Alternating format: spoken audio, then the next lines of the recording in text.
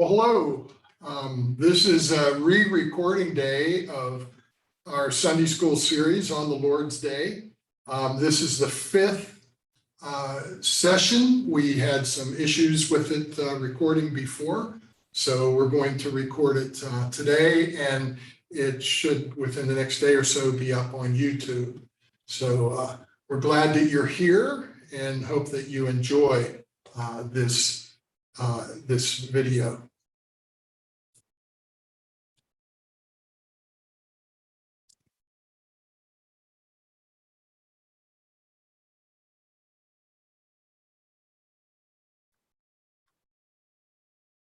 Oh, come, let us worship and bow down. Let us kneel before the Lord our Maker, for he is our God, and we are the people of his pasture and the sheep of his hand.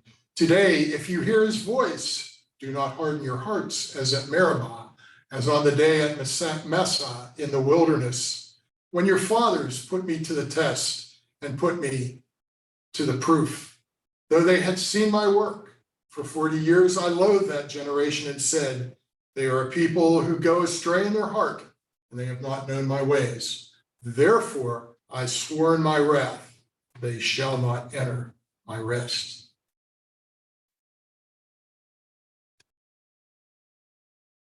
Well, we've been looking, we might say, at the negative side of New Testament evidence. Is there evidence in the New Testament that denies the Sabbath in any sense as continuing in the New Covenant? And I've been arguing, no, there is no such evidence in the New Testament. But that brings us then to the third of the three questions I posed at the beginning of our looking at biblical material. What positively does the New Testament say that bears on the question of the day of Christian worship and the relationship of Sunday to the fourth commandment? And obviously, if this were an easy issue, we wouldn't be having this discussion. I would say perhaps it's a little like the matter of infant baptism. The New Testament does not say in any single verse, baptize infants, nor does it say in any verse, do not baptize infants. And so we have to look at the totality of the revelation of the Bible to try to answer that question. And I think it's somewhat similar when we come to the relationship of Sunday to the Sabbath. We have to take the pieces, since there's no one verse that tells us exactly how to think about these things, we have to take the pieces and put them together. And the first piece I want us to think about that I think is very important is Revelation chapter 1, verse 10. I think this is such a crucial verse and is not often sufficiently talked about and thought about.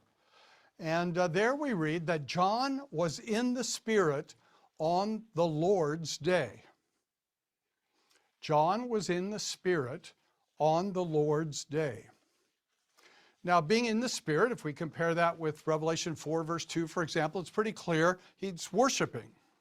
That's what's going on. Now, I don't think we want to try to make an argument from the New Testament that Christians can only worship on the Sabbath day or on the Lord's day. We can worship other days. So the fact that John's worshiping by itself doesn't prove anything about the day, but it says he's in the Spirit on the Lord's day. Now that formulation in Greek is quite distinctive. It's actually an adjectival form. So if we wanted to try to capture that in English, we'd have to say he was in the Spirit on the Dominical day. In other words, it doesn't say he was in the Spirit on the day of the Lord, that phrase we often hear in the prophets of the Old Testament, that eschatological day. But he's in the Spirit on the Lord's day, on the Dominical day, and that adjective, kuriakos, that adjective is only used one other place in the New Testament. And that's in 1 Corinthians 11, where Paul writes about the Lord's Supper. Now that's very important because you have ordinary suppers and then you have a special supper, the Lord's Supper, the Dominical Supper. And obviously, the Lord's Supper is something very special, set apart. And that's exactly what we find then, I think, in Revelation 1, verse 10. The Lord's day, there are ordinary days, there are many days, there are lots of days, but there's a special day that in a special way belongs to the Lord, just as the Lord's Supper in a special way belongs to the Lord. And you see, the problem, I hope, for the people who deny any special day in the New Covenant, if there is no special day in the New Covenant, how can there be a Lord's Day? If all days are alike, no one day can be a Lord's Day. Now, even putting aside the question, what is the Lord's Day? If there's a Lord's Day at all, and Revelation 1 verse 10 says clearly there is a Lord's Day, then all days cannot be alike in the New Covenant. It really seems to me that's ruled out in principle by Revelation 1 verse 10. Now you said, you may quote me and say, I said you shouldn't rest everything on one verse. Well, I'm not going to rest it on one verse. But this is very significant and very important, I think, in our reflection. I've tried to offer an exegesis of the passages that are purported to teach that all days are alike to show that's not what they teach. Well, on the other hand, how are they going to explain away this verse that says there's a Lord's Day in the New Covenant? So that's the first point I would like to make relative to this point. That the New Testament does teach a special day. Well, what day could it be? Well, this Seventh-day Adventist scholar that I read says, well, it's Saturday. Well, in an abstract world, that's possible, but it seems to me that runs into trouble with Colossians 2, verse 16, as I just argued. Some scholars have said, well, it's Easter. Well, I suppose that's possible. It doesn't solve the problem of there being a special day in the New Covenant, nor does it solve the problem that Easter as a special holiday was really not celebrated widely in the church until later. So does the New Testament itself give us any suggestion as to what day might be in mind? And you'll be delighted to learn that it does. It does point several times to the first day of the week. Now, of course, it begins that by the references to the resurrection of our Lord on the first day of the week. And that's repeated several times in the New Testament.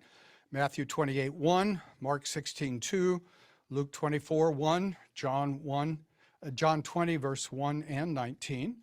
So all of the Gospels talk about the first day of the week as the day of the resurrection. And then there are other indications in the New Testament of the church honoring that first day, meeting on that first day, doing something special on that first day. We see that in John 20, verse 26, 1 week after the resurrection, the disciples meet with Jesus on the first day of the week. Acts 2, verse 1, we read that the disciples were gathered on the upper room on the first day of the week. We read that also in Acts 20, verse 7. And there's the reference to taking the collection on the first day of the week in 1 Corinthians 16, verse 2. Now, any one of those verses taken in isolation might not prove a great deal, but together they begin to point to a pattern of Christians gathering on the first day, acknowledging something special about the first day, pointing us then, I think, to the conclusion that the first day of the week is the Lord's Day. And that, in fact, is the apostolic teaching and practice that the church followed. So when Aquinas says, well, it's just a church observance, I think he's missing the point. He's missing the point that this was apostolic practice, and where the apostles established a practice, that became the precept in the life of the church. And that's why I think there was this universal practice in the early church of gathering on Sunday as the day of celebration that Christ is risen, the day of celebration that the Old Testament Sabbath is now fulfilled in the New Covenant. And that's, I think, tremendously important and an important pointer for us. There's another pointer, I think, I'm pretty sure, to help us think about this, and that's in the book of Hebrews.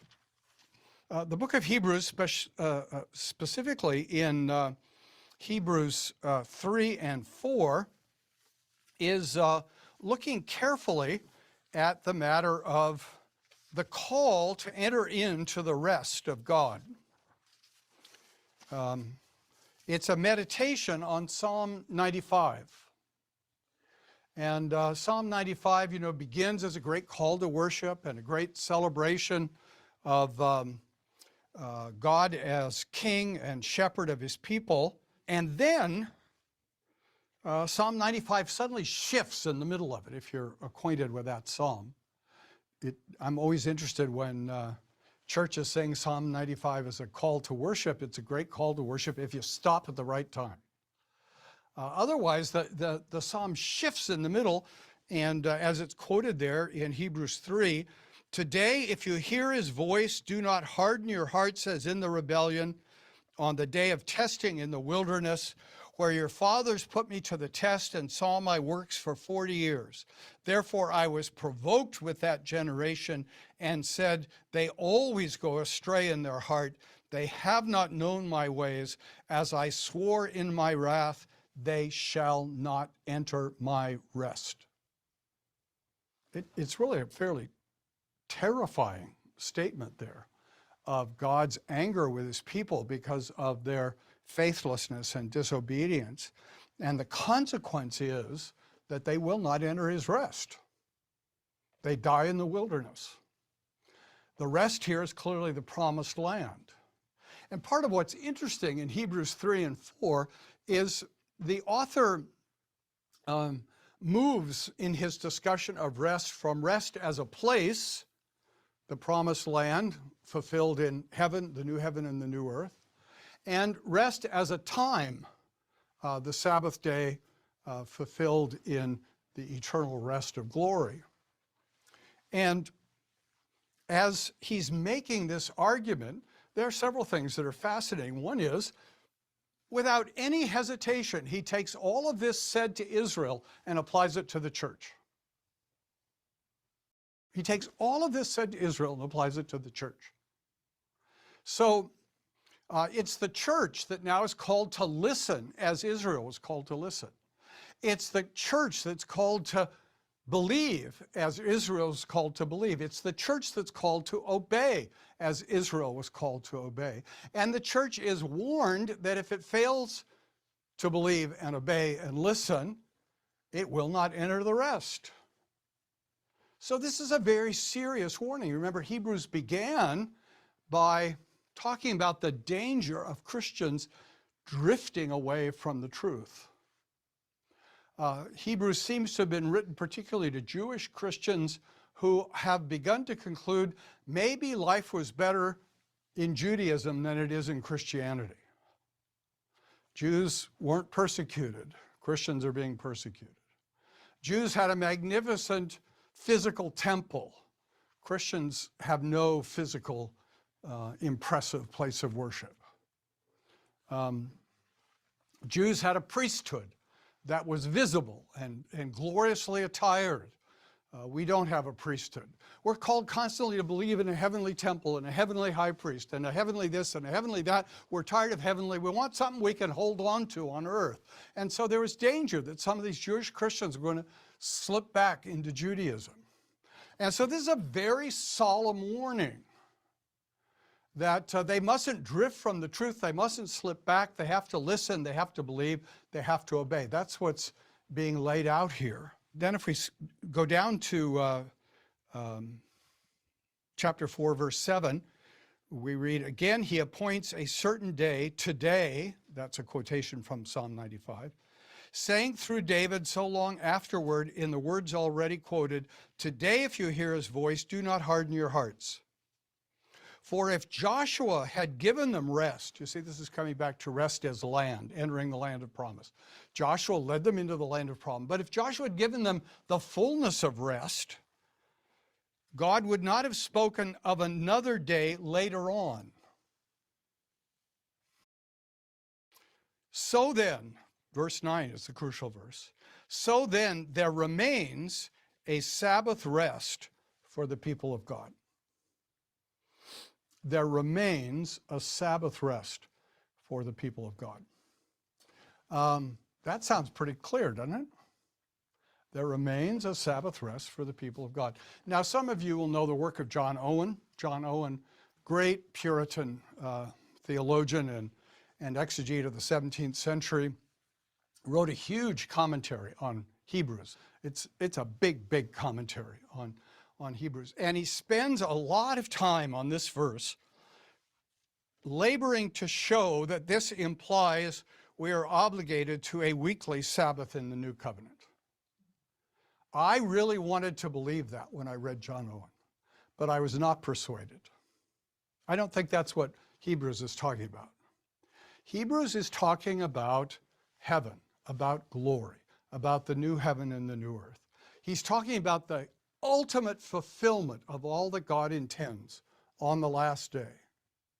That's the rest we long to enter into. That's the fulfillment of the promised land and of the Sabbath day. There yet remains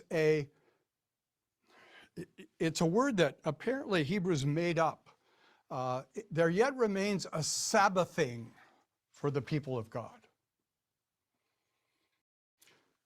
But while Owen, I wasn't convinced, proved that this verse alone points to a weekly Sabbath in the New Covenant, what it does clearly teach is that the concept of Sabbath is not irrelevant to the New Covenant. In fact, the hope that we have can be expressed in terms of Sabbath.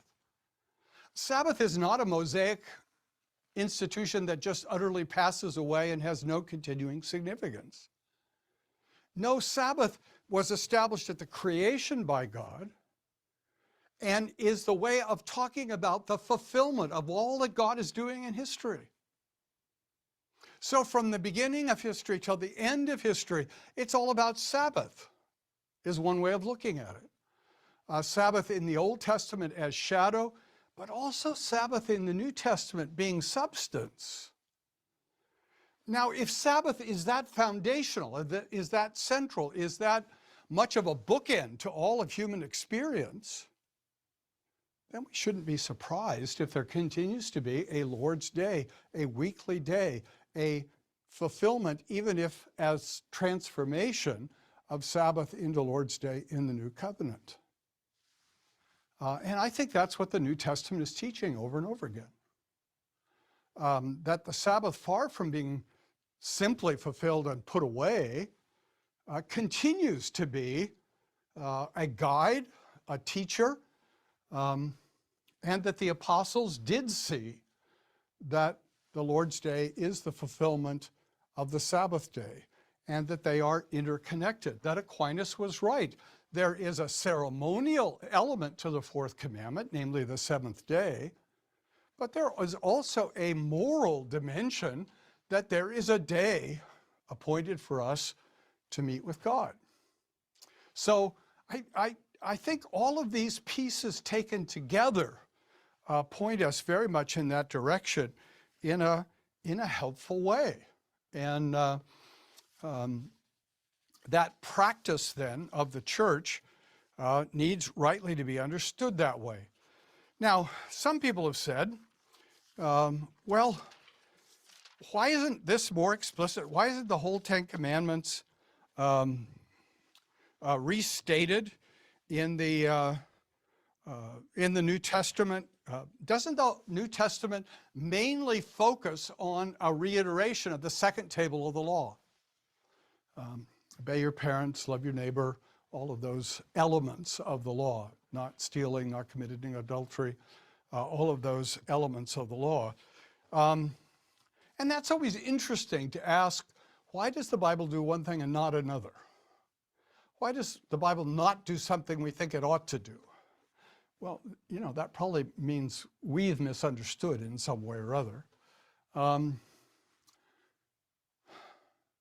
you can say, well, the Bible doesn't repeat the first table of the law as much as the second table of the law, because the first table of the law is really pretty irrelevant in the New Covenant. Is that going to fly as an argument? Is that argument going to go anywhere? That God alone should be our God, that we are not to be an idolatrous people, that we shouldn't take his name in vain? Are those things really not important in the New Covenant? No, of course not. The reason I think the second table of law is more frequently held up is because people in the New Testament had more trouble with that. They knew they were only supposed to have one God. They didn't need to be told that all the time. They knew they were supposed to have idols. They were only told that occasionally, but they knew that. I think that's sort of what's going on here too. We're meeting every day on the Lord's Day. We're worshiping on the Lord's Day. We're fellowshipping with the Lord on the Lord's Day. How often do we need to say that? That's what we are. That's what we do. That's who we are. I think that's what's going on here. And so I think what the Reformed community saw in that New Testament is precisely testimony to that being the calling on our lives. Now, we're not restricted from worshiping other days, but we are called to worship on the Lord's Day by apostolic example. And we are called to remember that this is a day that belongs to the Lord, not just an hour. And that reality that the day belongs to the Lord needs to shape our whole attitude towards it, our whole reflection on it. Now, part of what I think has confused some people is Jesus' criticism of Pharisaical attitudes toward the Sabbath. But he's not rejecting anything about the Sabbath taught in the Old Testament. He's rejecting the Pharisaical abuse of the Sabbath. The Pharisees had come to a point where they said, you can't do good on the Sabbath. You can't love people on the Sabbath. You can't help people on the Sabbath. You can't heal people on the Sabbath. You can't feed people on the Sabbath. Jesus is saying that was never what the Sabbath was about. The Sabbath is not about an endless list of do's and don'ts. Rather, I think Jesus is resurrecting for us what the prophet Isaiah in Isaiah 58 talked about.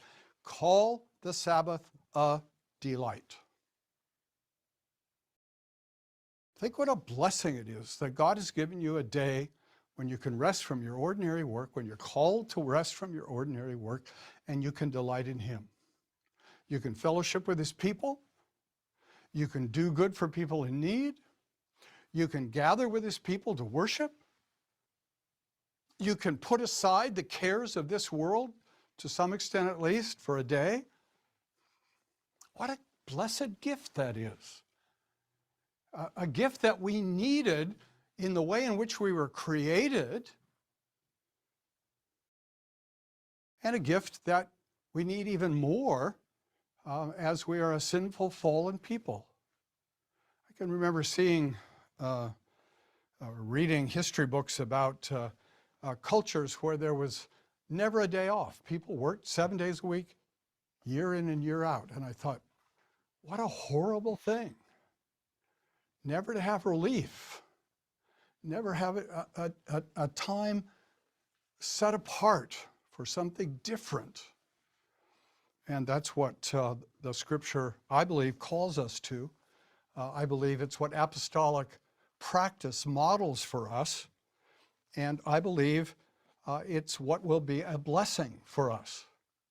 So next time I want to come back and I want to look briefly at what the Reformed confessions say about the Sabbath to get that in our mind, and then to look at how the Sabbath is to be a blessing, how the Sabbath is to be experienced as a blessing for us. So thank you.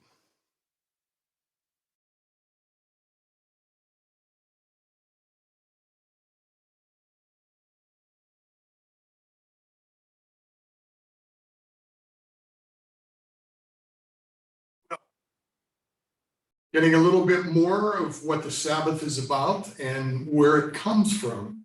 And so we'll look at some questions now. How does the simple phrase Lord's Day undermine the idea that the New Testament writers taught that every day is alike in the New Covenant? Well, I think just the fact that it states the Lord's Day sets it aside, even though we're supposed to worship God all the time. It's supposed to be part of what we're about. This is a day that we set aside for special things as far as the Lord is concerned. It's the gathering together, for example, of God's people. It is showing mercy to people and taking the time to do that apart from our normal activities. We set them aside so that we can do these things. Why ought we observe the Lord's Day? Well, we are told that that's what the apostles did. We are told that they gathered together and observed a day that was a special, I don't want to say a special day because we don't want to get into special days necessarily, but it's a day that was holy. It was set aside. It was different from the rest of the week because it was a day that we could be refreshed. It was a day that we could sort of recharge. So we need to observe it because we see that that's what the practice was of the apostles, that the Lord's Day was changed from what the Sabbath was, the last day of the week, to the first day of the week. And then how does the simple phrase Lord's Day help us rightly prioritize the things they do on Sundays? And so we see more the work of the Lord being done, specifically those things, as opposed to going to work and doing a job. If you're a mechanic working on cars, if you're an accountant doing dollar signs, for example. This day is a day that those things cease. And so we prioritize the things that are done that day based on what we would do as far as the Lord's concerned. We would heal somebody. We would share with somebody. We would help somebody. That's what the day would be about rather than other activities. What are the implications of the meaning of Sabbath rest in Hebrews 4:9 and our understanding of the fourth commandment?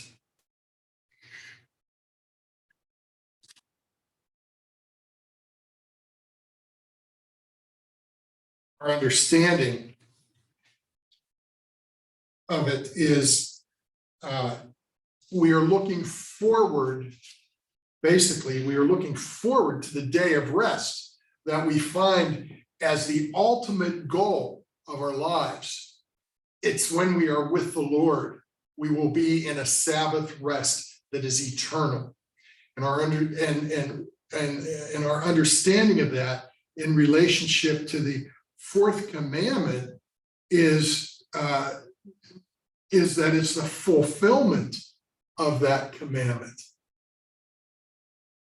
Revelation 4 and 5 makes observations about the heavenly worship that John witnessed in those chapters of the Sabbath rest of Hebrews and how we ought to spend our weekly Lord's Day. How does Jesus' earthly ministry inform us of what God intended the Sabbath to be? Well, we know that Jesus did things that were activities that were for the Sabbath. He healed on the Sabbath.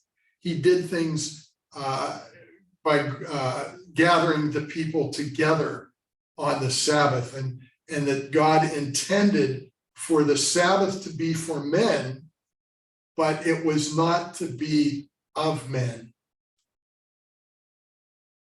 Why is it important to remember this truth even today?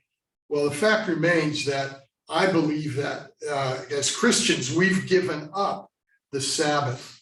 We've given up the day of the week that used to be used for going to church, for going to do mercy ministry, to do those things that we were intended to do on this particular day. We've given them up to youth sports. We've given it up to stores being open. We've given it up to shopping. We've given it up to the NFL. So all those things that we used to do, we do not do in this day and age. We need to get back to that. As I've said before, I believe there are three things that we have lost due to several things, and I think we're paying the price for it today. One is the abortion issue. We have given up on all those little ones and let abortion become something that is just a common occurrence now, the killing of babies. And then the second thing is that we gave up the Sabbath. We gave it up when stores began to be open and all these activities started on what some would term Sunday, or we would call the Lord's Day. And then finally, we've given up the Great Commission, where we're not sharing the gospel, we're not making disciples, we're not baptizing, and we're not doing things in the name of the Father, Son, and Holy Spirit. So those three things make it important that we have a truth today about what we're doing, and we pay consequences when we do not follow. What would be strange if Jesus were rejecting the Sabbath in his exchanges with the Pharisees? Well, I'm not sure what the answer to that is exactly, but it would be strange if Jesus rejected the Sabbath as he talked with the Pharisees. He basically would be saying, hey, I can do anything on the Sabbath. That's not what he's saying. He's not rejecting the Sabbath as he exchanges with the Pharisees. Problem with the Pharisees was they made it a legal obligation that people were supposed to do, various things that they were supposed to do, or they weren't allowed to do on the Sabbath. If he were doing this, would there be any negative implications for our doctrine of God, Christology, or soteriology?